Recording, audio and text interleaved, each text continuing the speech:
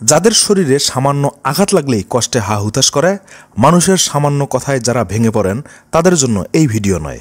গল্প বোঝার খাতিরে এখানে ঈসা আলাইহিস সালামকে আমরা যিশু নামে ডাকব, কারণ এই গল্পের মূল উৎসই হচ্ছে বাইবেল। কোনোভাবেই বিভ্রান্ত হওয়া যাবে না। এখানে যে সমস্ত কথা বা দৃশ্য দেখানো হয়েছে তা সরাসরি মুসলিমদের সাথে খানিকটা অমিল রয়েছে। আমি সর্বোচ্চ চেষ্টা করব একদম নিখুঁত তথ্য দিয়ে পুরো বিষয়টা আপনাদের সামনে উপস্থিত করতে। তাই সকলের কাছে একটা অনুরোধ থাকবে, ভিডিওটি দেখা শুরু করলে একদম শেষ পর্যন্ত দেখবেন, না হলে ভুল বোঝাবুঝির সম্ভাবনা থাকতে পারে। বরাবরের মতো সাথে আছি আমি মোহাম্মদ শোয়েব। গল্পের শুরু হয় পবিত্র ইনজিল শরীফের যোহন রচিত সুসমাচার গ্রন্থের প্রথম অধ্যায় প্রথম আয়াত থেকে।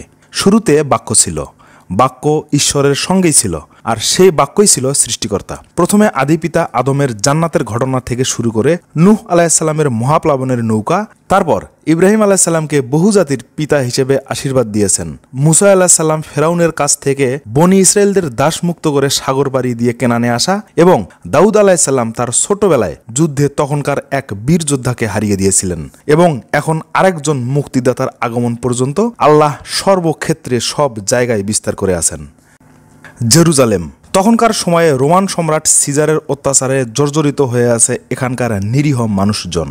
যখন তখন লোকালয়ে ঢুকে মানুষের সম্পদ লুট করত, আর যারা সামনে এসে বাধা দিত তাদেরকে দেশদ্রোহী আখ্যা দিয়ে ক্রুশবিদ্ধ করে জনসম্মুখে মেরে ফেলা হতো। সেই সময়গুলোর মধ্যে সেখানকার আশেপাশের এলাকায় যিশুর আগমন ঘটে। তিনি একাই এখানে আসছেন। শুরুতে তার কোনো সঙ্গী সাথী কেউ ছিল না। ইসরায়েল থেকে উত্তর পূর্বাঞ্চলের একটি এলাকা, এটাকে সি অফ গ্যালিলি বলা হয়। যিশু নদীর ঘাটে এসে একজন মাছ শিকারীর সাথে কথা বলছিলেন। সে ভেবেছিল যে যিশু হয়তো তার কাছে কিছু চাইতে এসেছে, কিন্তু যিশু ওকে অবাক করে দিয়ে সরাসরি ওর নৌকার কাছে আসে এবং নৌকায় উঠে পড়ে। এই ভদ্রলোকের নাম পিতর।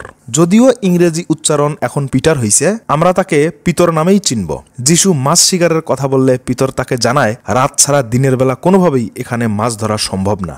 কিন্তু যিশু পিতরকে অবাক করে দিয়ে যখন ওর নাম ধরে কথা বলা শুরু করে, তখন সে কথা না বাড়িয়ে নৌকা প্রস্তুত করে। চেনা নাই জানা নাই হঠাৎ একজন মানুষ এসে তার নাম ধরে ডাকে। প্রথমে সে খানিকটা ঘাবড়ে গিয়েছিল। লেকের মাঝখানে এসে যিশু পানিতে হাত ছুঁইয়ে দেওয়ার পর পিতর যখন জাল টেনে উপরে উঠাচ্ছে, সে রীতিমতো অবাক হয়ে যায়। জাল ভর্তি মাছ, একের পর এক জাল ভর্তি হয়ে মাছ উঠতে থাকে পিতরের জালে। আসলে মহান আল্লাহ তার নির্বাচিত নবী রাসূলদের এমন করেই কিছু মোজেজা দান করছিলেন।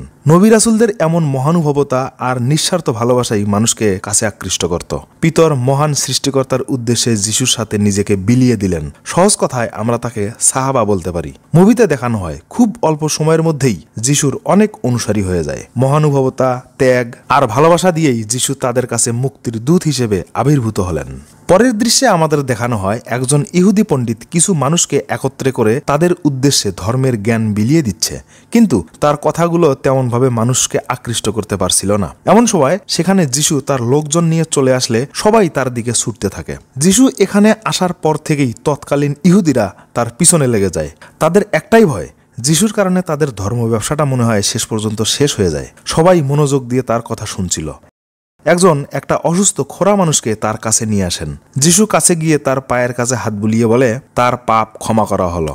আশ্চর্যজনকভাবে লোকটা কিছুক্ষণের মধ্যেই ভালো হয়ে যায়, আর সে একা একা উঠতে পারছে। কিন্তু এই ইহুদি পণ্ডিত তার কথায় ভীষণ বিগড়ে যায়। সে বলছে যিশু পাপ ক্ষমা করার কে, কারণ পাপ ক্ষমা করার একমাত্র ক্ষমতা আছে স্বয়ং সৃষ্টিকর্তার কাছে। একটা কথা পরিষ্কার করা দরকার, ঈসা আলাইহিস সালামকে আল্লাহ অনেক মোজেজা দান করছিলেন। কুষ্ঠরোগী ও জন্মান্ধদের চোখের আলো ফিরিয়ে দেয়া, মৃত মানুষকে জীবিত করা, লোকজনদের গোপন কথা বলে দেয়া, আকাশ থেকে খাবারের খানজা নামানো, মাটির পাখিকে জীবিত করা, এমন এমন অলৌকিক ক্ষমতা আল্লাহ তাকে দিয়েছিলেন। আর এই প্রত্যেকটা কথাই আল্লাহ কোরআনে স্পষ্ট করে দিয়েছেন। আমি তোমাদের জন্য মাটি দ্বারা একটা পাখির দেহ গঠন করব, অতঃপর তাতে ফুৎকার দেব, ফলে আল্লাহর হুকুমে তা পাখি হয়ে যাবে, এবং আল্লাহর হুকুমে আমি জন্মান্ধ ও কুষ্ঠরোগীকে আরোগ্য করব, ও আল্লাহর হুকুমে মৃতকে জীবিত করব, এবং আমি তোমাদেরকে বলে দেব তোমাদের গৃহে তোমরা যা আহার করো এবং সঞ্চয় করে রাখো। নিশ্চয়ই এ কাজে তোমাদের জন্য নিদর্শন রয়েছে, যদি তোমরা মুমিন হও। সূরা আল ইমরান আয়াত 49। যিশুর এই কাজে ইহুদি পণ্ডিত বেশ নারাজ হয়ে যায়। সেও ওদের পিছু নেয়। কিছুদূর এসে ওরা দেখতে পায় এখানে রোমান সম্রাটের লোকজন স্থানীয় বাসিন্দাদের কাছ থেকে খাজনা আদায় করছে। যারা এই খাজনা আদায়ের কাজ করছে তারাও ইহুদি। আর খাজনা না দেওয়ার কারণে যাদের উপর অত্যাচার করা হচ্ছে তারাও ইহুদি। মোট কথা এইসব কারবারের পিছনে একমাত্র কলকাঠি নাড়ছে ওই রোমানরা। তখন এই ইহুদি পণ্ডিত যিশুকে বলে যে ওদের কাছ থেকে দূরে থাকবেন, কারণ ওরা জুলুমবাজ, জোর করে অন্যের সম্পদ ছিনিয়ে নেয়। কিন্তু যিশু তার উল্টো কাজ করে বসেন। উপস্থিত সবার উদ্দেশ্যে একটা গল্প বলা শুরু করেন। কোনো এক সময় দুইটা লোক উপাসনালয়ে প্রার্থনা করতে গিয়েছিল। তাদের একজন ছিলেন ধর্মগুরু এবং আরেকজন ছিলেন সম্রাটের কর আদায়কারী। ধর্মগুরু সৃষ্টিকর্তার কাছে দোয়া করে বললেন, ইয়া আল্লাহ, আমি চোর, ডাকাত, বেবিচার কিছুই না এবং কারো উপর জুলুমও করি না, সেই জন্য তোমাকে অনেক ধন্যবাদ। কিন্তু ওই খাজনা আদায়কারী আল্লাহর কাছে দোয়া করে বললেন, আমি তোমার জান্নাতের কিছুই জানি না, আমি শুধু এইটুকু জানি আমি অপরাধী, আমি গুনাহগার, আমাকে দয়া করো, আমাকে রহম করো প্রভু। তখন সৃষ্টিকর্তা ওই খাজনা আদায়কারীকে ক্ষমা করে দেন, আর ওই ধর্মগুরুর ব্যাপারে তিনি কিছুই বলেন না। যিশু বলেন, যে নিজেকে উপরে রাখতে চায় সে প্রকৃতপক্ষে নিচে নেমে থাকে, আর যে নিজেকে ছোট ভাবে নম্রতার সাথে থাকে তাকেই প্রশংসিত করা হবে। আশ্চর্যজনকভাবে যিশু তার নাম ধরে ডাকে এবং সে কাঁদতে কাঁদতে তার কাছে এসে নিজের ভুল স্বীকার করে নেয়। আসলে যিশুর আগমন হয়েছিল পাপী, অজ্ঞ, জ্ঞানহীনদের পথ দেখানোর জন্য। তিনি এইসব মানুষদের নিয়ে প্রার্থনা করতেন তাদের পাপ ও অজ্ঞতা থেকে মুক্তির জন্য। আর এই বিষয়টা তৎকালীন যাজক ও ধর্মগুরুরা হাতিয়ার হিসেবে ব্যবহার করে যিশুকে টার্গেট করে। প্রতিমধ্যে আবারও একটা ঘটনার সম্মুখীন হয় তারা। কিছু মানুষ এক মহিলাকে সেদিক দিয়ে নিয়ে যাচ্ছিল। তার প্রতি অভিযোগ আনা হয়েছে যে সে একজন ব্যভিচারিণী মহিলা, তাই এখন তাকে শাস্তি দিতে হবে। তাদের আইনে আছে এই সমস্ত পাপীদের কোনো ক্ষমা নেই, পাথর নিক্ষেপ করে তাদেরকে মেরে ফেলতে হবে। ইহুদি পণ্ডিত যিশুকে বলে, তুমি এখানকার সজ্জন ব্যক্তি, প্রথম পাথরটা তোমাকেই মারতে হবে। যিশু পাথর হাতে নিয়ে ওই মহিলার দিকে আগায়। সাক্ষাৎ মৃত্যুর সামনে পড়ে আছে সে, কান্নায় ভেঙে পড়ে ওই ভদ্রমহিলা। যিশুর অনুসারীরা সবাই অবাক হয়ে আছে, কারণ যিশুর এমন রূপ এর আগে তারা কখনোই দেখেনি। হাত উপরে তুলে যিশু সবার উদ্দেশ্যে বলে, এই পাথর সেই প্রথম মারবে যে বলতে পারবে যে তার সমস্ত জীবনে সে একটি পাপও করেনি। সবার দিকে পাথর এগিয়ে দেন তিনি, কিন্তু কেউই তখন তার পাথর নেয়ার মতো সাহস দেখায় না। আমরা কোনো মানুষই বলতে পারবো না যে আমরা সজ্জন। সবাই হাত থেকে তাদের পাথর নিচে ফেলে দেয়। আর এই ঘটনায় ধর্মগুরুর হিংসা আরো বেড়ে যায়। এখানকার সেই একমাত্র ব্যক্তি যে নিজের হাতের পাথর ফেলে দেয়নি, সে মনে করত তারা নিষ্পাপ, কিন্তু প্রকৃতপক্ষে ওরাই ছিল শয়তানের আসল চেলা। সে আর দেরি না করে জেরুজালেমের প্রধান টেম্পলের দিকে চলে আসে। এখানকার প্রধান ধর্মগুরুকে ব্যাপারটা জানাতে গেলে এসব কথায় সে কান দেয় না। পরে এই ভদ্রলোক খানিকটা হতাশ হয়েই সেখান থেকে চলে যায়। এদিকে যিশু তার লোকজন নিয়ে লেকের পার্শ্ববর্তী একটা এলাকায় চলে আসে। উপত্যকার বুক জুড়ে এত মানুষের বিচরণ দেখে অবাক হয়ে যায় যিশু। তখন আমরা বুঝতে পারি এখানকার সবাই ওনার অপেক্ষায় ছিল। কোনো এক ভবিষ্যৎবাণীকে কেন্দ্র করে অনেক দূর থেকে এরা সবাই এখানে চলে আসছে যিশুর হাতে বাইয়াত নেওয়ার জন্য। অনেক দিন থেকে এই মানুষগুলো না খেয়ে আছে এখানে, তাদের খাবারের ব্যবস্থা করা দরকার। পিতর ওনাকে জানায় যে তাদের কাছে শুধু কয়েকটা মাছ আর খানিকটা রুটি আছে, এই দিয়ে কিভাবে এতগুলো মানুষকে খাওয়ানো সম্ভব। মজার ব্যাপার হলো তখন তিনি এইটুকু খাবার নিয়েই আল্লাহর কাছে কৃতজ্ঞতা আদায় করেন আর খাঁচাটা উপরে তুলে ধরে খানিক পর আবার নিচে নামান। খাঁচা ভর্তি মাছ দেখে সবাই অবাক হয়ে যায়। ঈসা ইবনে মারিয়াম বলছিলেন, হে আল্লাহ, আমাদের প্রতিপালক, আমাদের নিকট আসমান থেকে খাদ্য ভর্তি খাঞ্জা প্রেরণ করো, যা আমাদের প্রথম থেকে শেষ সকল ব্যক্তির জন্য আনন্দের ব্যাপার হয়ে দাঁড়াবে, আর তা হবে তোমার থেকে একটা নিদর্শন। আর আমাদেরকে জীবিকা দান করো, তুমি সর্বোত্তম রিজিকদাতা। আল্লাহ বললেন, আমি তোমাদের কাছে তা নাজিল করব, অতঃপর তোমাদের কেউ কুফরি করলে আমি তাকে এমনভাবে শাস্তি প্রদান করব যে শাস্তি আমি বিশ্বজগতের কাউকে দেইনি। সূরা আল মাইদা আয়াত 114 থেকে 115। আর এই ঘটনার পর ঈসা আলাইহিস সালাম হাওয়ারীদের উদ্দেশ্যে বলছিলেন, যদি তোমরা আল্লাহর উপরে ভরসা রাখো তাহলে বাকি সব আমাদের পিছনে থাকবে। যে আল্লাহর জন্য ক্ষুধার্ত থাকবে, প্রকৃত তৃপ্ত সেই অর্জন করবে। মহান রবের কাছে যে চাইবে সে কখনোই নিরাশ হবে না। ঠিক সেই সময়ে ঘটে যায় এক অনাকাঙ্ক্ষিত ঘটনা। উপস্থিত সবাই চিৎকার করে যিশুকে তাদের মুক্তিদাতা বলে আর তাকে রাজা বলে স্বীকার করে নেয়। কিন্তু যিশু এই ঘটনায় কেমন যেন হয়ে যায়। হঠাৎ কিছু না বলেই সবার কাছ থেকে তিনি সেখান থেকে চলে যান। তিনি জানতেন এভাবে এই কাজ করা সম্ভব নয়, কারণ এখন পর্যন্ত এই ব্যাপারে তার কাছে কোনো ওহী আসেনি। এরপর ওদের দলের লোকজনদের মাঝে ওনাকে নিয়ে কিছু কথা হচ্ছিল। ইয়াহুদা নামের এই লোকটা একটু বেশি ঝামেলা করছে। তার কথা, তিনি যদি মসিহাই হবেন তাহলে তাদেরকে একা রেখে কেন তিনি ওপারে চলে যাবেন? আমরা তো নিজের সবকিছুই তাকে দিয়ে দিয়েছি। অবশ্য ওদের মধ্যে যারা যিশুর একনিষ্ঠ ভক্ত ছিল তারা ওকে থামতে বলে। নৌকায় করে লেকের মাঝামাঝি আসলে চারপাশ অন্ধকার করে ঝড় বৃষ্টি নেমে আসে। শুরু হয় ভয়ঙ্কর তুফানের তাণ্ডব। কেউ বলছিল যে পারে ফিরে যাবে, আবার কেউ বলছিল যত কিছুই হোক না কেন আমাদেরকে যিশুর কাছে যেতে হবে। এমন সময় খানিক দূরে ওরা দেখে যিশুর মতোই একজন মানুষ তাদেরকে সেদিকে ডাকছে। তখন তাদের সংশয় কেটে যায় এবং নিরাপদে ঘাটে ফিরে আসে। এদিকে রোমান সম্রাটের দুর্নীতির বলি হয়ে সাধারণ মানুষ খাদ্য ও পানির কষ্টে দিন কাটাচ্ছে। জেরুজালেমের সাধারণ মানুষেরা তাদের অধিকার আদায়ের জন্য বিদ্রোহ শুরু করে দিয়েছে, কিন্তু অত্যাচারী শাসকের কাজে এই সাধারণ মানুষজন একেবারে অসহায়। অধিকার ফিরিয়ে দেওয়ার কথা বলে সবাইকে একত্রিত করে নিরস্ত্র মানুষগুলোকে নির্বিচারে মেরে ফেলা হয়। এই ঘটনার ঠিক 4 দিন পরেই যিশু তার লোকজনদের নিয়ে এই অঞ্চলে চলে আসেন। তার অনুসারীদের পরিচিত একজনের ভাই ওই আন্দোলনে গিয়ে মারা গিয়েছে।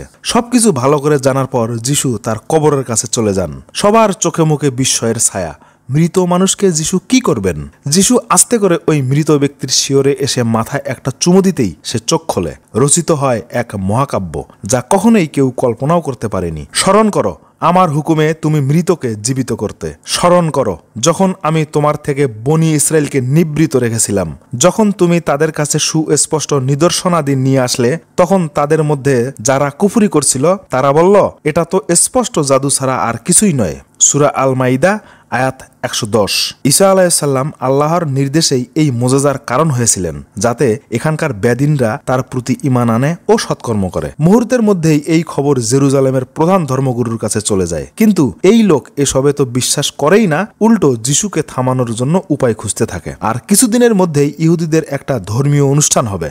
সেখানে এবার রোম থেকে অনেক মানুষ আসার কথা আছে। যদি এই অনুষ্ঠানে যিশু তার লোকজনদের নিয়ে ব্যাঘাত ঘটায়, তাহলে তার গুরুগিরি ছুটে যাবে। কারণ রোমের মানুষ যদি তাদের আচরণে বিরক্ত হয়, তাহলে এখানকার স্থানীয় শাসক থেকে শুরু করে মন্দিরের ধর্মগুরু যারা যারা আছে সবাইকে তাড়িয়ে দেওয়া হবে। আসলে বাস্তবেও এমনই হয়। আপনার আশেপাশে তাকিয়ে দেখেন, এমন ঘটনা এখনো বিদ্যমান। মানুষ ক্ষমতা আঁকড়ে ধরার জন্য সত্য মিথ্যার কবর রচিত করে সেখানে লাল সালু পাতিয়ে রাখছে। এই প্রথম যিশু নিজের শহরে চলে আসছে। তার প্রথম কাজই ছিল মন্দির বা সিনেগগে এসে তাওরাতে লেখা সেই ভবিষ্যৎবাণী সম্পর্কে সবাইকে জানিয়ে দেয়া। যিশু পড়ছিলেন, রবের আত্মা আমার উপর, তিনি আমাকে পাঠিয়েছেন দুঃখীদের সুসংবাদ দিতে, বন্দীদের মুক্তি দিতে, অন্ধদের দৃষ্টি ফিরিয়ে দিতে। এটা বাইবেলের পুরনো নিয়ম ওল্ড টেস্টামেন্ট এবং নতুন নিয়ম নিউ টেস্টামেন্ট দুই জায়গা থেকেই পাওয়া যায়। তিনি বললেন, আজ এই লেখাটি তোমাদের সামনে পূর্ণ করা হয়েছে। অর্থাৎ তিনি সেই ব্যক্তি যার কথা এই ভবিষ্যৎবাণীতে বলা হয়েছে। ইহুদিরা মনে করত তাদের মসিয়া হবে রাজা টাইপের কেউ, যে তাদের শত্রুদের ধ্বংস করবে। কিন্তু যিশুর ঘোষণা ছিল খুবই আধ্যাত্মিক। তিনি দাবি করলেন তিনি ঈশ্বরের প্রেরিত রাসূল। তার কথা শুনে সিনেগগের রাবাইরা চরম ক্ষিপ্ত হয়ে যায়। তারা কোনোভাবেই মানতে পারছিল না যে একজন সাধারণ কাঠমিস্ত্রি তাদের মসিহা হবে। যিশুকে ভুয়া ভুয়া বলে তাকে অস্বীকৃতি জানানো হয়। পরের দৃশ্যে আমাদের দেখানো হয় যিশু সবাইকে উদ্দেশ্য করে বলছে যে আমাদের এখন এখান থেকে জেরুজালেমের মূল শহরের দিকে যেতে হবে, যেখানে মেইন টেম্পল অবস্থিত। কিন্তু এদের অনেকেই এই সময়ে সেখানে যেতে ভয় পাচ্ছিল, কারণ সেখানে অলরেডি যিশুর দেয়া ঘোষণা পৌঁছে গিয়েছে। আর অবশ্যই সেখানকার রাবাই বা ইহুদি গুরুরা চরম ক্ষেপে আছে। পিতর তখন সবাইকে বুঝিয়ে বলে যেখানে যিশু আছে সেখানে তাদের কোনো সমস্যা নেই। শেষ পর্যন্ত সবাই মিলে জেরুজালেমের উদ্দেশ্যে চলে আসে। যিশু যখন শহরে ঢুকছিলেন, তখন লোকজন তার পথের সামনে নিজেদের কাপড় বিছিয়ে দিচ্ছিলেন, আবার কেউ কেউ খেজুর পাতাও বিছিয়ে দিচ্ছিলেন। এটা ছিল সম্মান এবং বিজয়ের প্রতীক। তারা উচ্চস্বরে বলছিল, হোসান্না, ধন্য তিনি যিনি প্রভুর নামে আসছেন। এটি ছিল পুরনো নবীদের ভবিষ্যৎবাণীর পূর্ণতা।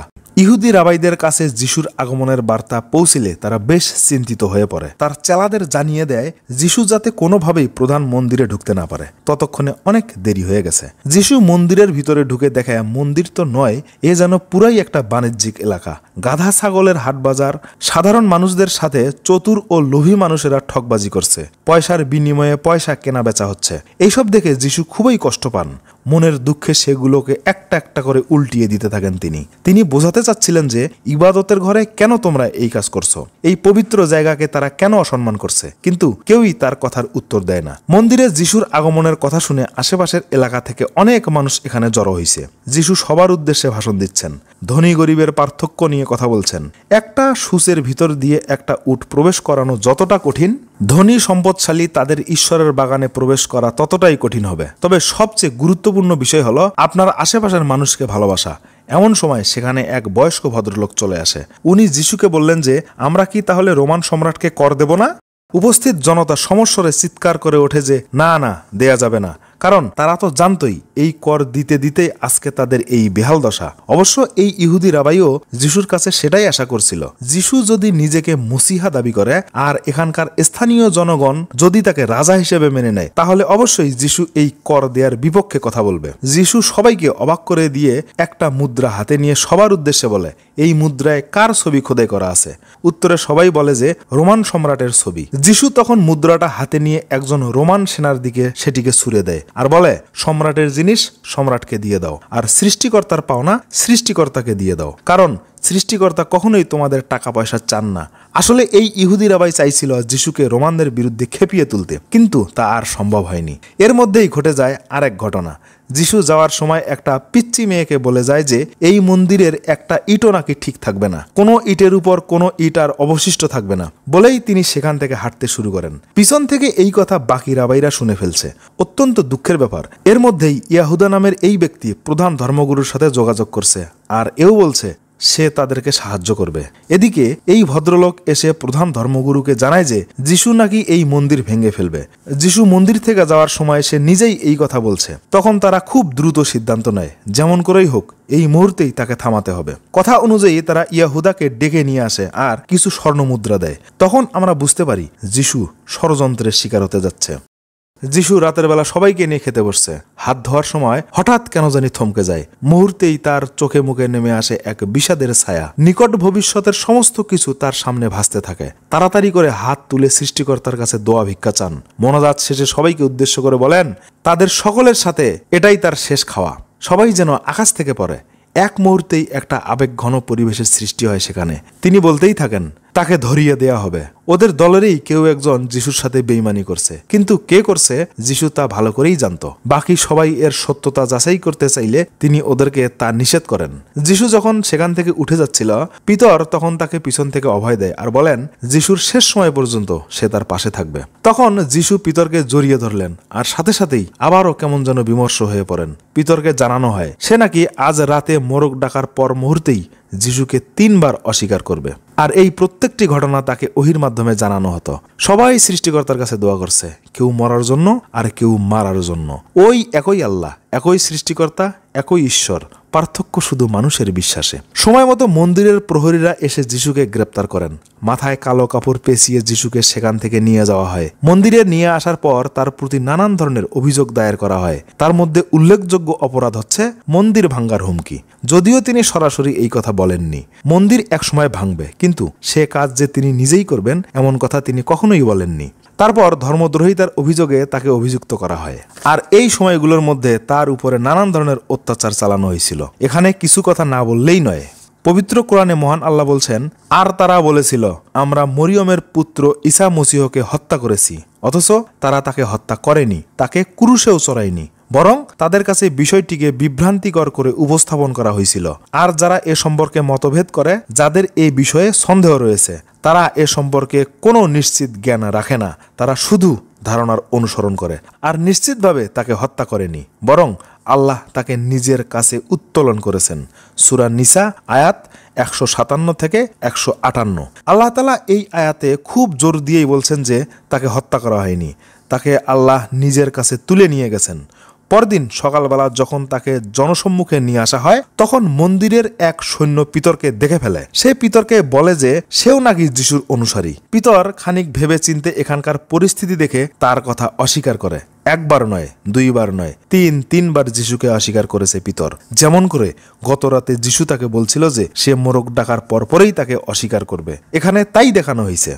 প্রথমে যিশুকে চাবুক দিয়ে মারার সিদ্ধান্ত নেওয়া হয়, যাতে করে সে নিজের অপরাধ স্বীকার করে, কিন্তু তিনি তা করেননি। যা সত্য তাই বলছেন। ইহুদিরা সেই সময় তার প্রতি এতটাই ক্ষেপছিল যে তার বিনিময়ে একজন খুনিকেও তারা ছাড়তে রাজি হয়েছিল, তবু যিশুকে নয়। ব্যাপারগুলো একটু গভীরভাবে অবলোকন করবেন। তারপর বাইবেলের সেই ঐতিহাসিক মুহূর্ত, যিশু আপন কাঁধে করে তার নিজের ক্রুশ নিজেই বহন করছিল। মুভিতে ব্যাপারগুলো অনেক আবেগের সাথে ফুটিয়ে তোলা হয়েছে, যাতে সেটা কোনো দর্শকদের মনে আজীবনের জন্য দাগ কেটে থাকে। হাতে পেরেক ঠুকিয়ে দিয়ে যিশুকে ক্রুশে ঝোলানো হয়। চারপাশে অনেক মানুষ তাকে দেখতে আসছে। এদিকে মন্দিরে চলছে পশু জবাইয়ের উৎসব। একজন ইহুদি সেনা যিশুকে উদ্দেশ্য করে বলে, তুমি নাকি ওই মন্দির ভাঙবে? দেখো সেটা এখন ওখানেই আছে, আর তোমাকে ক্রুশে চড়ানো হয়েছে। তখন যিশু সৃষ্টিকর্তার কাছে সবার নাজাতের জন্য প্রার্থনা করে। এর কিছুক্ষণ পর যখন যিশুর মৃত্যু নিশ্চিত করা হয়েছে, তার সাথে সাথেই সমস্ত আকাশ কালো অন্ধকারে ঢেকে যায় এবং শুরু হয় এক ভূমিকম্প। যে ভূমিকম্পে ওই প্রধান মন্দিরের ইট একটা একটা করে ভেঙে পড়তে শুরু করে। সত্য হয় যিশুর ভবিষ্যৎবাণী। আর এই ঘটনার মধ্য দিয়েই মুভির মূল কাহিনী শেষ হয়। তো ভিডিওটি ভালো লাগলে অবশ্যই একটি লাইক এবং সাবস্ক্রাইব করে চ্যানেলটির পাশে থাকবেন। আল্লাহ হাফেজ।